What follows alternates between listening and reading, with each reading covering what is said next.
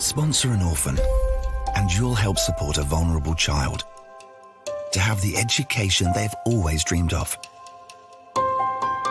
so they can build a brighter future. You'll be feeding a hungry stomach and a hungry mind with knowledge that will last them a lifetime. That's the power of an education.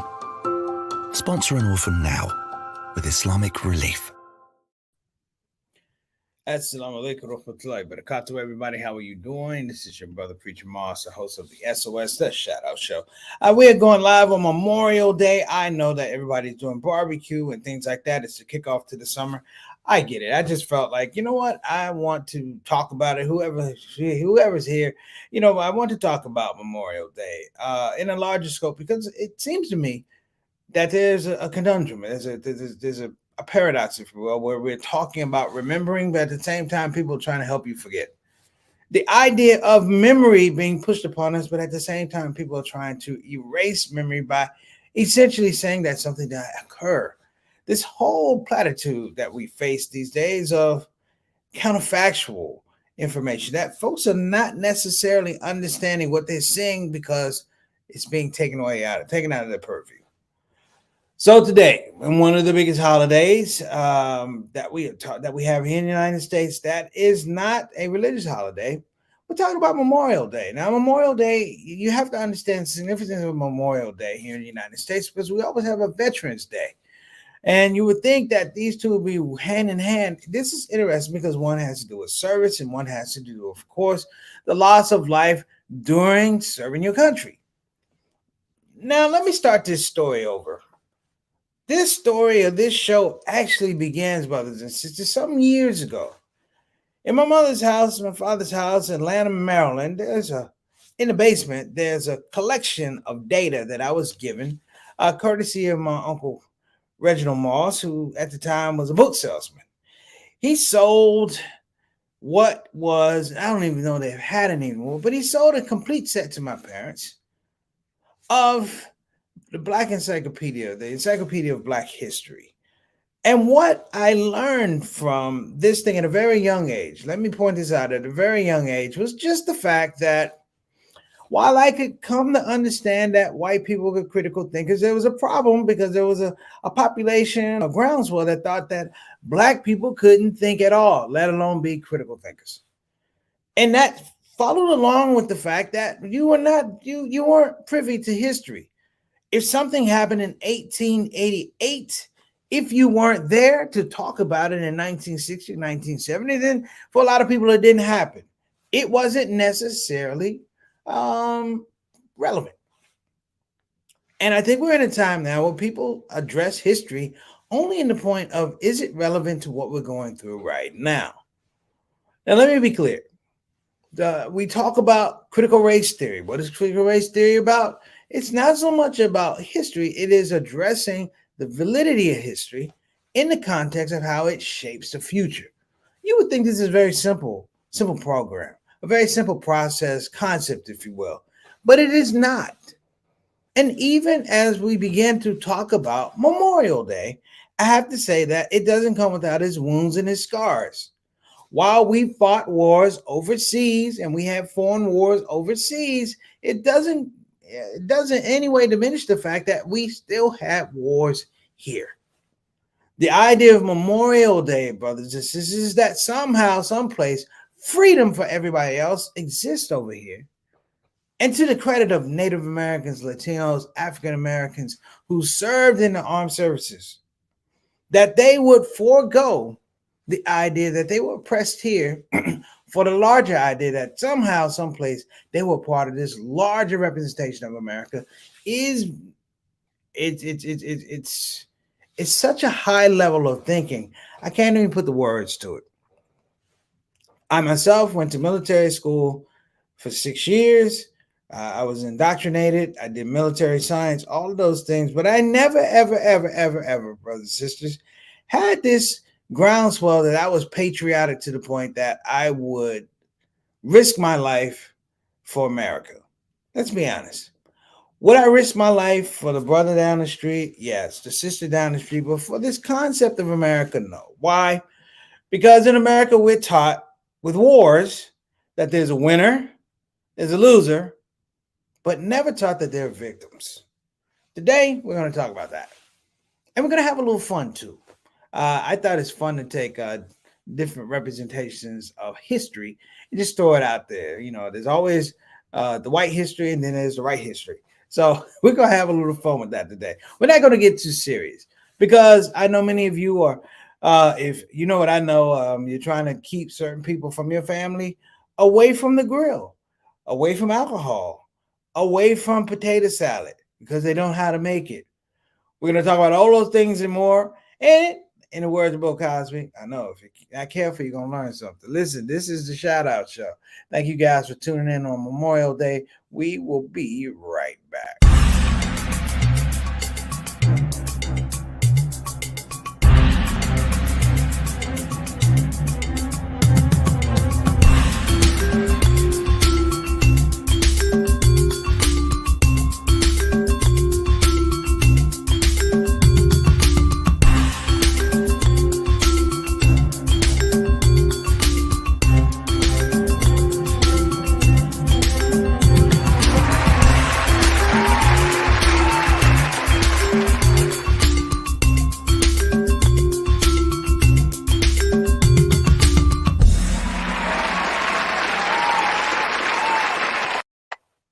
We are back and we got a full house today in our comment section, and better known as the stars in the building, the Shout Out Show family, Shout Out Show soldiers. I want to get to them first. First of all, we got Sister Mary Moss, had a great time in Baltimore. Shout out to the Mass Ignorant Convention in Baltimore, roaring back after 2 years being missing from COVID. They roared back. They had almost probably about 27,000 people that rolled through there. And they're still rolling through there. God bless you. And peace and blessings for the people who showed so much support and love last night. I always enjoy entertaining for crowds. That crowd was probably about, 8,000-9,000. And everybody had a good time. Shout out also to all the other people, the spoken word artist, the young man that did the recitation. That would be a brother. Oh, my goodness. Tawheed Sheikh, and there's another sister, Salma Abdullah, who talked about racial justice, the importance of youth dealing with racial justice. She won a high school essay program, gave a very, very impactful speech, and I was just happy to see our youth getting up there and do something. So shout out to them. Mama Ma says, gradually I will say thanks to those who went to war, but I am still fighting war for equality and human dignity. That is part of the African American double consciousness, as W.D. Du Bois talked about, that double consciousness, that we have to have a mask over here for white American. We have a mask. We take the mask off. And we deal our own realities as Black Americans. We got Sister Reed. How you doing, Sister Reed? Good to see you back. I hope everything's going well. And I think you might still be, according to this. She says Black Wall Street here in Tulsa is beautiful. Very grateful for those who paved the way for us. Yes. You know, we talk about Black history all the time here on the Shout Out Show. We try to, and I think it's very important. Black Wall Street is one of those landmarks that has so much to do more so than just the idea of being an economic center. There were other economic centers, but Black Wall Street represents the fact that the credible understanding of finance and economic foundation, it was there. It was possible that people had economies of scale that were not inclusive of white America. And you know, white America can't handle that. But thank you so much, Sister. Hope you're having a good time. And Tulsa, shout out to Derek and Juan. Okay. My main man, I'll talk for Rashid. Wa alaikum assalam wa rahmatullah. But Barakatuh, brother, better known as Mr. 6 o'clock, straight up, straight down. Our Canadian ambassador to the show. Thank you so much for joining us, man. I don't think they celebrate Memorial Day at this point in time in Toronto, but you are more than welcome to share in our custom. All right. We got Brother Bilal Salahuddin and his queen, Sister Sonia Dalton Salahuddin. They are finally back from their cruise back in Houston. Man, why did you come back, brother? You should have just stayed. You look so comfortable and relaxed on those ships and in those pictures, man. You should have stayed in the Bahamas, in Jamaica, Dominican Republic, the DR. Don't come back here, brother. Stay on the boat, hide. When everybody goes to hide, and when they go out again, act like you've been there. That's my thoughts too.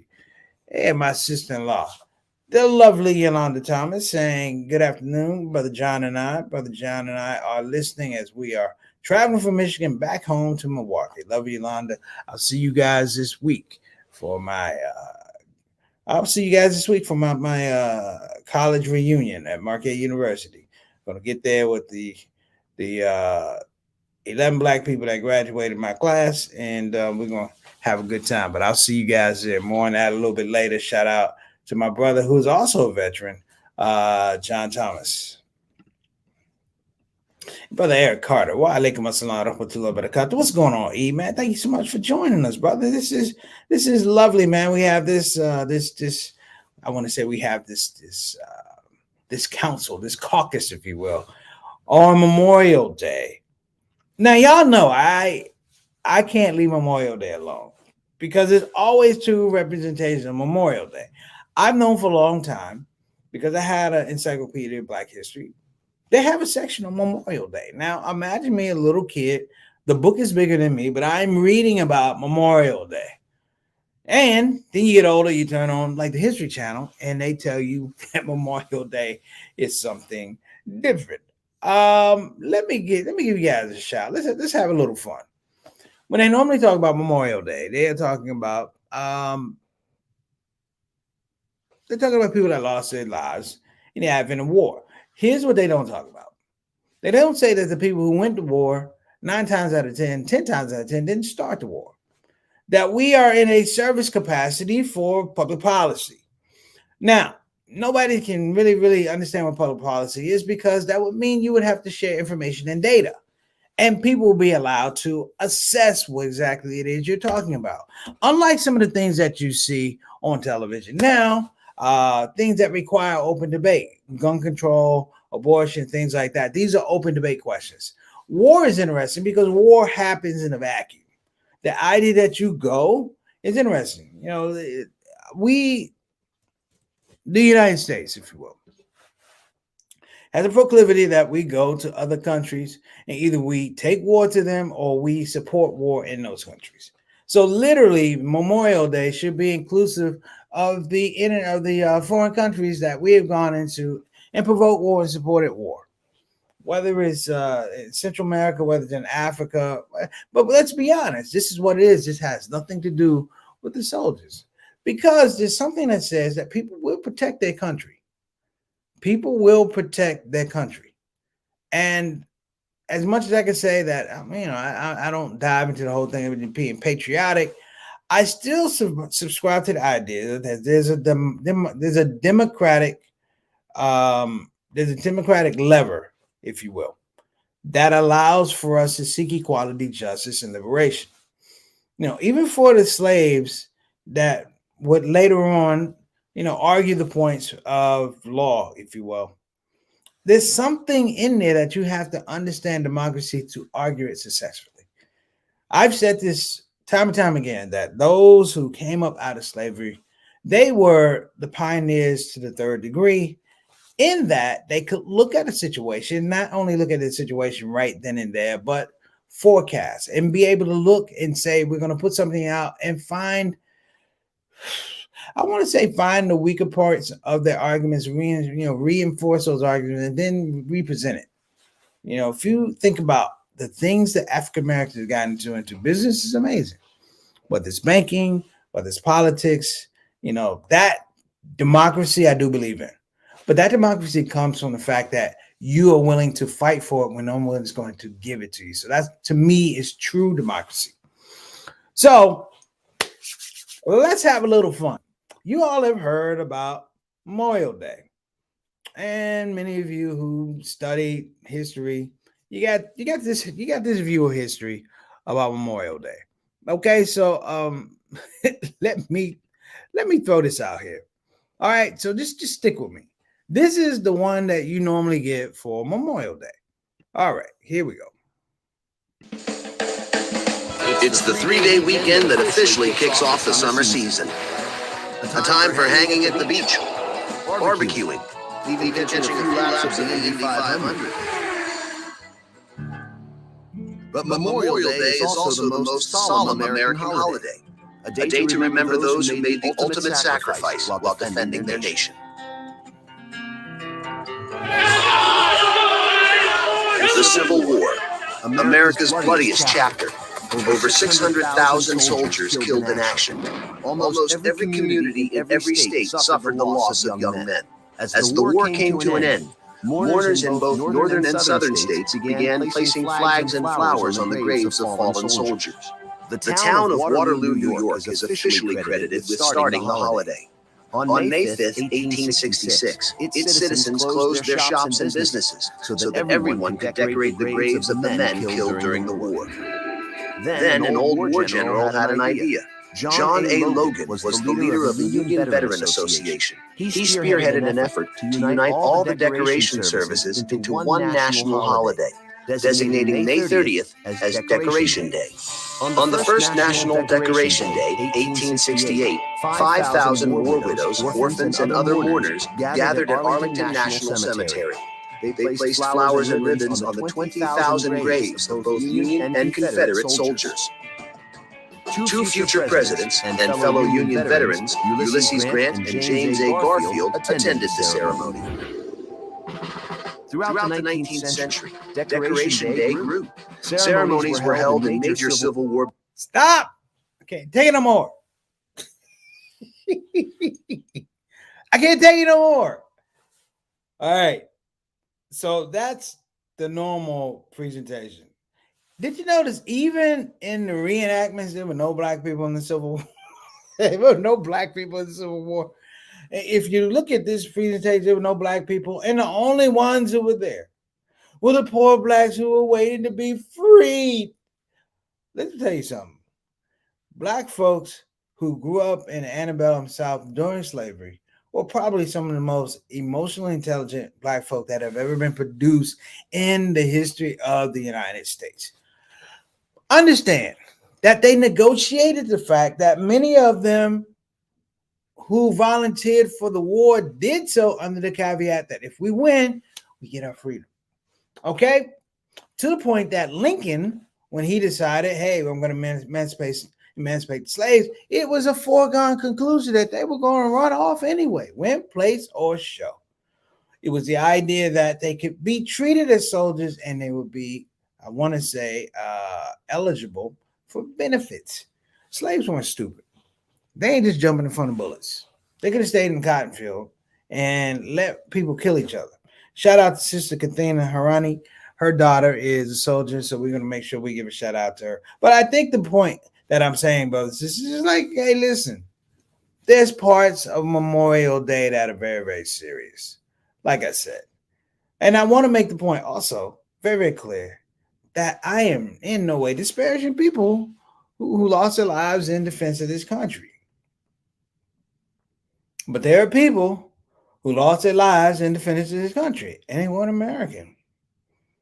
They weren't American. They were Japanese. They were African. They were Latino. They were all these things, brothers and sisters, you know, because America has a peculiar ring to it. And the peculiar ring to it is the person who writes the history is the person who cites the history. The person who writes the history is the person who cites the history. And therefore it becomes a point of view. Like we say in Islam, you know, there's God and whatever else you want to make up. And unfortunately, history is told by men. Can I say that? Unfortunately, American history is told by men. And that being said, it leads to the fact that these are white men, and these are white men, even though they may have been very sophisticated from Benjamin Franklin all the way up, they're lizard brain white men, meaning that they bow to their urges. Hear me now. They bow to their urges. One of the urges is power. You can't pursue or maintain power if you don't have a narrative that says that you came into it through great competition, through great trials and tribulations, and in that space, that gives you superiority over everybody else. Now, that being said, let's talk about the fun part of Memorial Day. And the fun part of Memorial Day is family.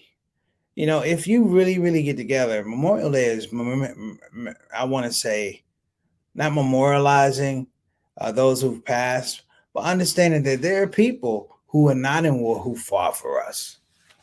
There are people who were the original soldiers in our lives, our mothers, our fathers, our grandfathers, our grandmothers, our great grands, that understood that in this type of world, they woke up and they were in a constant state of war. But somehow, in their heart of hearts, in their generosity, they looked through the years. They looked through 10, 20, 30 years, and they said, well, maybe 100 years from now, my great granddaughter or great grandson won't have to deal with this, because I'm going to pierce the veneer of this thing just a little bit. I'm going to tear the sheet of racism just a little bit so that it opens, and it opens wider. So maybe I don't touch the sides of the sheet of racism. I don't touch the side of this weird American exceptionalism. That somehow I got a chance. Somehow I have a break. And so for me, Memorial Day is remembering my grandmother, my great, my grandmother Gladys and Lafayette, and my grandfather Cliffy, and my Aunt Coop, my grandma Coop, but I call her Grandma Isabella. But I just remembering the struggles of them, that they fought a war here. And they were generous enough that even though they went through hardships and struggles, they didn't take it out on their baby. That your parents didn't take it out on you, that the scarring that they had to get to a certain point, they loved their children. That's a true war. That is struggle. And let me be very clear. I'm talking about struggle. And sacrifice for that struggle is divine. We're not talking suffering. Suffering, when we talk about suffering, someone has made a calibrated decision that you should suffer. Therein, I want to celebrate with all of you Memorial Day. So eat, drink, not too much, and not alcohol, and be thankful. Sit down and tell the stories on this Memorial Day of the people who directly impacted your success, that directly cared about you, made sacrifices so that you could go to school, so that you had clothes on your back. You see, this is the thing that's not happening here in the United States now. We are cordoned off and we're sectioned off, and then people think that their history does not connect, that we are no longer in a world that is run and ruled by contagion. Didn't COVID tell you that we're run by a rule of contagion? Didn't the housing crisis tell you that we are interconnected in an economic way? Doesn't religion tell you that you're not an isolated island in the water of everybody else? You're in the water just like everybody else. So I want to go to the next representation of, you guessed it, Memorial Day. What's the difference? It's black folks. And when black people talk about Memorial Day, it's funny. It's funny to the point where I can appreciate the fact that we know that history that's been put in those history books is BS, is boo-boo. But as long as we know that it's BS and it's boo-boo, then we can correctly tell our generation of young men and young women where we come from. And even more so, not just tell black children and black children, but tell white children, tell Latino children that this is a history, and that history is connected. So let me get this wired up for you guys, because I do think it's important. And I love these little breakdowns that, when they do have the sisters that do the stuff, I think it's hilarious. So I'm just going to go ahead and let this play. We'll come back. I won't hold you. I know you got somebody by the grill that shouldn't be by the grill. Somebody's had a beer too much. That's the thing. Some are people like, I'm going to let it hang out. What is it about Mondays off where people just lose their doggone mind? They lose it on Thursday, Friday, Saturday, Sunday, Monday, and try and get it together on a short week on Tuesday. But God bless you. All right. So let's listen to a modern version The one I remember reading about in a Black history, Black Encyclopedia. Let's check this one out. Okay. The Memorial Day celebrated today has pretty much erased the contributions of African Americans. But why are we surprised? First known as Decoration Day, Memorial Day became a national holiday in 1971. But Memorial Day's traditions actually date back to the days of the Civil War. John Logan, a Union Army general, typically gets credit for founding the holiday. Here's how it really went down. The year was 1865. The Civil War was raging, and Charleston, South Carolina was a hot mess. White people were like, we out. But thousands of Black people, many former slaves, remained. At the time, many Union soldiers were being held prisoner in a converted racecourse. At least 257 of the captives died because of the horrific conditions, and their bodies were discarded in a mass grave. Ultimately, the Union won, and a few weeks after, the Confederacy surrendered, and they packed up and left Charleston. A group of Black workmen dug up the bodies, then reburied them to properly honor the fallen.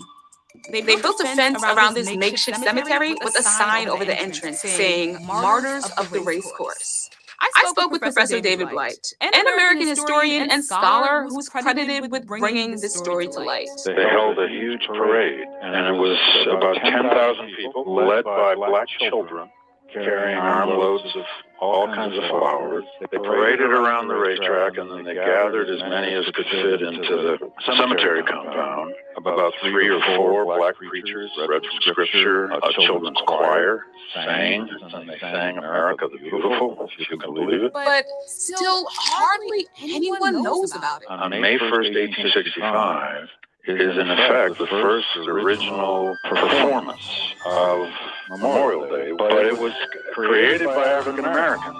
Why have Black people been omitted from a critical part of this holiday's history? I got an idea. Racism. The white South was able to control first its own narrative, and then a good deal of the national narrative. Despite efforts to forget the contributions of African Americans, we remember. And just as we remember all of our fallen soldiers, we must also not forget the Black workmen whose noble actions became the catalyst for the holiday that we recognize today. What's up? I'm PJ with The Root. We want to bring you more. All right. Hope you guys got that. I hope there wasn't an audio problem, Brother Aaron. Assalamu alaikum, Brother Aaron. He said there was a double. I didn't think there was a double mic, but you never know. This is live streaming, so apologies if the audio is messed up. But you guys get the idea. I wanted to show that to you because what Professor Blight talked about in terms of this original celebration Memorial Day, it speaks to the spiritual and religiosity of freed slaves back then. You're talking about a racetrack of the martyred, and the genteel nature of African Americans to dig up bodies that were just left and discarded and give them a proper burial. No one told them to do that. No one said to give these people, in essence, a funeral. Now, I think that's much better than a sale for a new washer and dryer. I think it's much better than 15% off of clothing or 2 for 1.